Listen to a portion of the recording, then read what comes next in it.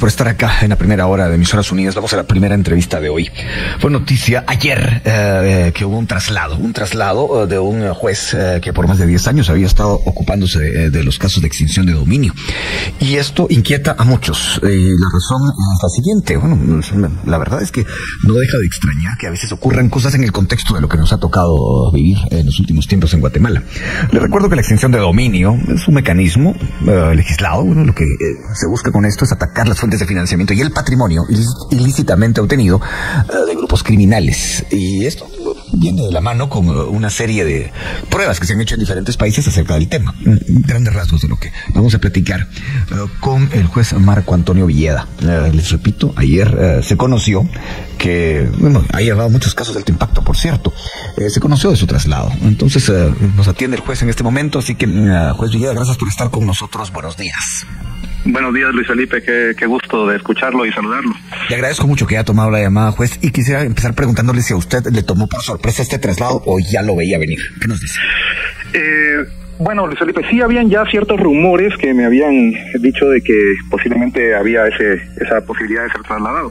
¿Que me tomó por sorpresa? Claro, me tomó por sorpresa. Primero porque siempre que la Corte asume que, o argumenta que como ya se me ha vencido mi periodo constitucional y que al renovármelo nuevamente, me lo renueva, pero me puede enviar a cualquier judicatura. Esto sí, bueno, claro, me causó extrañeza porque anteriormente ya me habían renovado 5 veces el periodo constitucional y nunca me habían cambiado del lugar donde estaba ejerciendo la judicatura. Razones por las cuales me trasladan, pues no las sé. Mi juzgado, en los 13 años que tengo de estar al frente de ese juzgado, no hay mora judicial, no ha existido una sola denuncia de corrupción, por ejemplo, y en un porcentaje del 99%, la sala siempre me ha confirmado las sentencias que he emitido. La evaluación, pues bueno, yo siempre saco de 90 no para arriba, siempre mi evaluación siempre ha sido satisfactoria, entonces las razones no las sé. Entonces, a partir de ahí sí, claro, a su pregunta, si me sorprende, claro que me sorprende, me ha sorprendido. La verdad es que la sorpresa puede venir de muchas maneras, porque bueno, usted me dice ya se había cumplido un cierto tiempo y eso podría sugerir que ya era momento de cambiar, pero también usted me dice que no hay mora y que la mayoría de las sentencias suyas han sido confirmadas. La pregunta es esta, juez Villeda. ¿Usted respira en el ambiente algo que podría poner en riesgo la extinción de dominio en Guatemala? Algo que, como han dicho algunos en redes sociales, pueda estar siendo el principio de empezar a devolver los bienes que fueron, digamos, quitados a quienes se supone forman parte del crimen organizado. ¿Algo como una regresión de ese tipo usted la ve venir o todavía cree que estamos lejos de semejante cosa? Bueno, yo esperaría que no, Luis Felipe. Yo no soy muy partidario de las teorías de la conspiración, aunque siempre hay que tener un ojo abierto con respecto a ciertas cosas. Queda en el juzgado mi otra compañera juez, que es una juez también muy honorable y que ha hecho un gran trabajo también. Y bueno, yo esperaría que la Corte de Constitucionalidad, porque se ha mencionado mucho que hay una acción de inconstitucionalidad planteada en contra de la ley, yo esperaría que la Corte no se aparte de su criterio que ha mantenido durante mucho tiempo, donde ha dicho claramente que la ley no es inconstitucional y que el Estado solo debe proteger aquella propiedad que ha sido obtenida con base en el trabajo honrado. A que existiera una regresión en este aspecto sería terrible, porque básicamente abriría la puerta para que todos aquellos grupos criminales puedan seguir amasando fortuna y gozándola tranquilamente bajo la protección del Estado, digámoslo así, sin existir una ley que pueda de alguna forma cuestionar ese patrimonio de origen criminal. Yo, como le repito, espero que la Corte de Constitucionalidad no se aparte de su criterio, un criterio que ya ha mantenido durante varias sentencias que ha emitido, y espero yo que también el trabajo del juzgado se mantenga en la misma línea, como le repito, donde al día de hoy no ha habido ni siquiera una sola denuncia de corrupción, no hay mora judicial y hay un alto porcentaje de sentencias confirmadas. Edgar Ortiz, que es abogado y que es también analista político, ayer en su cuenta de X elaboró un hilo relacionado con el tema, juez, y le voy a leer un par de momentos de este hilo. Dice: es incomprensible y preocupante que se haya trasladado a uno de los mejores jueces de extinción de dominio a un juzgado penal. Y dice: el movimiento refleja las consecuencias de haberle devuelto, esto lo escribe entre comillas, la facultad de traslados a la Corte Suprema. Pero al final, en la cuarta parte de este hilo dice, bueno, el traslado del juez Villeda, por ejemplo, ha sido ordenado por la Corte Suprema, y dice él que representa un gran paso atrás en la lucha por la independencia judicial. Con esto me quedo. ¿Usted está de acuerdo con que es un paso atrás en cuanto a la independencia judicial? Mira, lo que pasa es que, por ejemplo, en el tema de extinción de dominio es una ley muy sui generis, muy especial, que requiere un alto grado de especialidad y de comprensión. No es simplemente llegarse a sentar y administrar justicia con una ley que tiene características y principios muy particulares. Yo esperaría que el tema de la independencia judicial de alguna manera pues no se vea afectado por el cambio que he sufrido, pero sí, es incomprensible, digamos, en algunos casos que se den estas situaciones cuando no hay una razón en concreto. Bueno, usted dice que si hubiese habido algún tipo de denuncia o algo así, usted entendería de algún modo, pero aquí no ha pasado nada. Eso es lo que usted nos cuenta.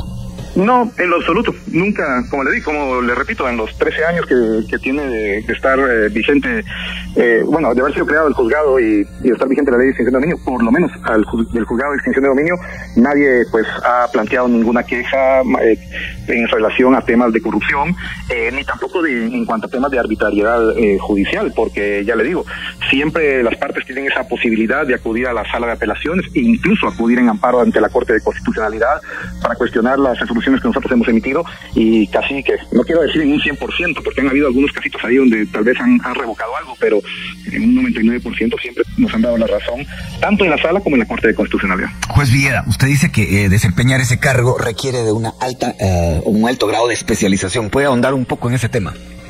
Sí, es que acordémonos, Luis Felipe, que cuando se crea la ley de extinción de dominio, básicamente lo que se crea es un nuevo derecho. La extinción de dominio es una nueva tendencia jurídica que están adoptando diversos países. Al principio, recuerda usted que solo Colombia tenía ley de extinción de dominio, después ya México creó su propia ley de extinción de dominio, los países centroamericanos, con excepción de Nicaragua y Costa Rica también, y ahora casi que una gran mayoría de países latinoamericanos tienen una ley de extinción de dominio que no es, no es una ley penal ni es una ley civil. Básicamente es un derecho sui generis que entra a analizar la situación jurídica de cierto patrimonio que se ve cuestionado porque se considera que puede ser producto de actividades ilícitas. La idea de la acción de extinción de dominio es desapoderar a las organizaciones criminales de esa fortuna que les produce su actividad delictiva, pero también tiene por objeto atacar ese fenómeno o ese flagelo que afecta a nuestros países, que es el tema de la corrupción. Usted sabe perfectamente que ningún país se puede desarrollar con estos altos niveles de corrupción que tenemos, pero además es necesario mandar un mensaje de que la administración pública no puede servir para que la gente se enriquezca. ¿Cuántos casos nos hemos enterado aquí en Guatemala de gente que luego de su paso por la administración pública pues salen convertidos en auténticos millonarios y con un patrimonio que es difícil de justificar en razón del salario que han obtenido durante el tiempo que han ejercido el cargo? Entonces, la ley de extinción de dominio también procura eso, ¿no? Recuperar a favor del Estado o desapoderar a aquellas personas que han obtenido bienes al amparo de actividades ilícitas. Ya lo ha dicho la Corte de Constitucionalidad en varias sentencias, de que el Estado no puede respetar un patrimonio que no esté fundado en un título válido y honesto. Porque aquí, yo lo he dicho muchas veces, no hay ninguna justificación ni legal, ni ética, ni jurídica que justifique el por qué el Estado debe proteger de igual manera la propiedad obtenida con base en el trabajo honrado con relación a aquella propiedad obtenida a través de la comisión de actividades ilícitas. El Estado únicamente debe respetar y debe proteger constitucionalmente la propiedad o el patrimonio que se basa en el trabajo honrado y que ha sido obtenida de manera lícita. Juez Villeda, tengo que ir a la pausa. Le pido quedarse. Seguimos conversando después del corte. Conoció que el juez Marco Antonio Villeda iba a ser separado del juzgado de extinción de dominio. Ha estado ahí durante muchos años. 13 años, no, copié mal lo que me dijo. Pero sí, más de 10 años ya ha estado ahí. Y entre otras cosas, el juez nos contaba que esto requiere de un alto grado de especialización. Y yo quisiera seguir por esa vía la charla. Juez, gracias por mantenerse con nosotros. Quien llegue en su lugar tendrá que aprender muchas cosas, me imagino. ¿Qué dice usted al respecto?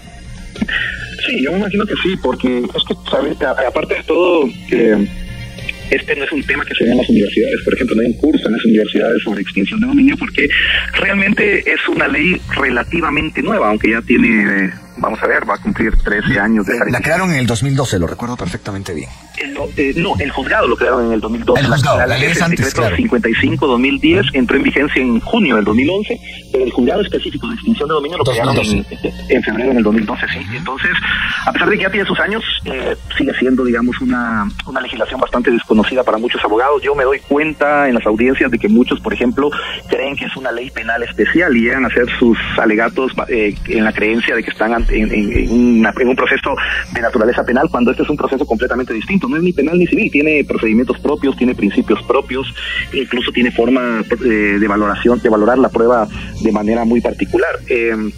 Y también tenemos que tomar en cuenta que estamos ante una acción de tipo patrimonial y no una acción de tipo personal.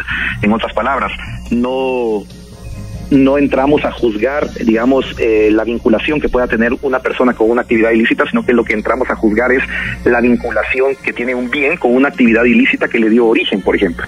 Y a partir de ahí tenemos que tomar en cuenta muchas cosas. Primero, de dónde salieron los recursos para comprar estos bienes, para obtener estos bienes, pero además tenemos que hacer un análisis sobre la capacidad económica que tiene la persona que ostenta esos bienes. Porque aquí es claro de que, por ejemplo, todos tenemos un perfil económico, todos tenemos una capacidad de compra. Y en mi caso, por poner un ejemplo, yo con el sueldo que tengo como juez no puedo comprarme una casa en ciertos sectores de la ciudad, es imposible, no tengo la capacidad económica para hacerlo. Si lo hago, lo que pasa es que rompo mi perfil patrimonial y el único que puede dar explicaciones de cómo obtuve ese patrimonio, cómo compré esa casa, soy yo. Por ahí se ha dicho muchas veces que el proceso de extinción de dominio invierte la carga de la prueba, lo cual no es cierto. El Ministerio Público tiene una obligación probatoria. El Ministerio Público tiene que investigar y demostrar previamente que el bien tiene una vinculación con una actividad ilícita, que la persona no tiene la capacidad económica para poseer ese bien o para haberlo adquirido. Y una vez que se ha demostrado eso, pues bueno, claro, se le da audiencia a la persona que posee esos bienes para que explique cómo fue que los obtuvo. Porque el único que puede de alguna manera dar las explicaciones correspondientes sobre cómo obtuvo esos bienes sin tener la capacidad económica es el titular de los bienes. Entonces son muchas cosas que uno tiene que, tampoco es una materia imposible de aprender, pues requiere capacitación nada más, ¿no? Y digamos, ir entendiendo cómo opera tanto los principios propios de la ley como el proceso en particular.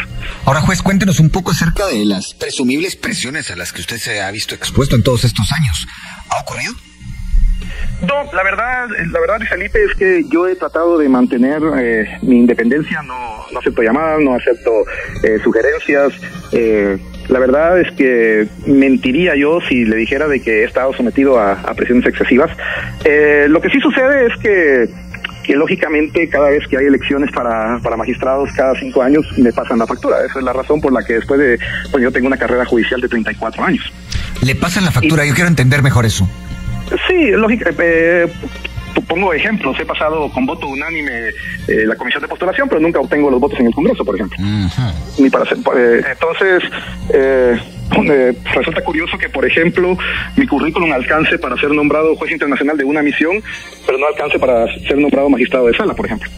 Y entonces, en este caso, ahí es donde usted siente que, bueno, le tienen los apuntes correspondientes de lo que ha ocurrido antes, así. Sí, ahí es donde yo interpreto que obviamente me pasan la factura. Bueno, y ahora una pregunta. ¿Usted ve en este traslado, usted sabe exactamente a dónde va? ¿Ya le han notificado exactamente cuál es el cambio? Voy como juez B del juzgado segundo de primera instancia penal. ¿Y eso cómo hay que entenderlo? Como de alguna manera están... ¿Cómo se lee eso? ¿Se podría leer eso en su hoja de vida en el futuro? Pues no, de ninguna manera especial. Al final soy juez de primera instancia en el juzgado de extinción de dominio y soy juez de primera instancia en el juzgado segundo de instancia penal. En ese sentido, pues no hay una disminución en cuanto a la categoría, digamos. Lo que hago es simplemente pasar a otro juzgado a conocer cuestiones distintas. Y cuando usted dice que lo toma por sorpresa, pero que igual ya había rumores, ¿qué tipo de rumores eran los que usted escuchaba antes de que se concretara esta decisión? Bueno, tenía ya varios amigos jueces, cuando me los encontraba en los pasillos me preguntaban si era cierto que me iban a trasladar. O me llamaban por teléfono para preguntarme si era cierto ese rumor de que yo iba a ser trasladado. O sea, en ese sentido yo ya había escuchado esos rumores precisamente que por medio de colegas que me lo mencionaban, ¿no? Que parecía que ellos tenían conocimiento de algo que yo realmente ignoraba.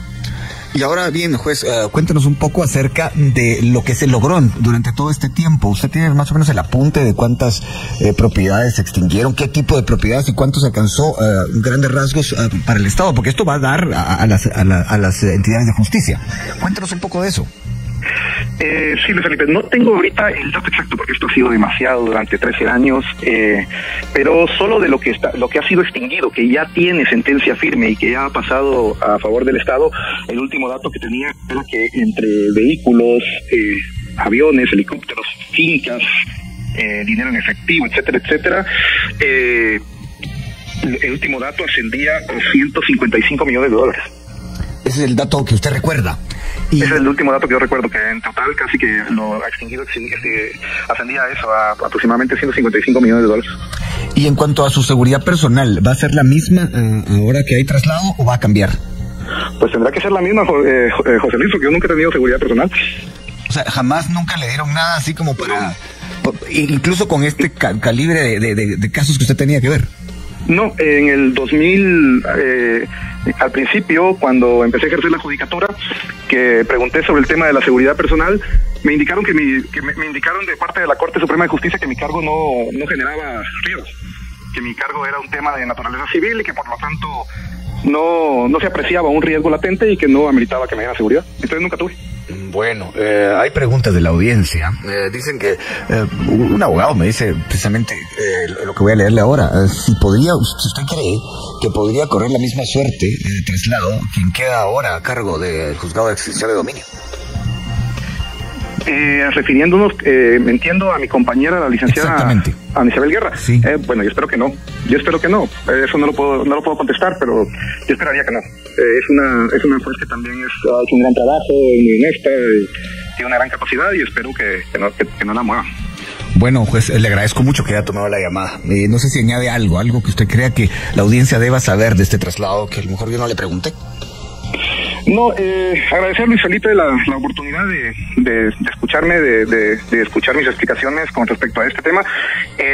Solo quiero mencionar algo muy importante y quiero hacer énfasis en el éxito que ha tenido la aplicación de la ley de extinción de dominio. En el año 2016, cuando el GAFILAT evaluó a Guatemala para determinar si Guatemala salía de la lista negra de países que no colaboraban con el combate al lavado de dinero y que vinieron evaluadores a Guatemala a hacer un análisis de la legislación, de los mecanismos de control para evitar el lavado de dinero y todo,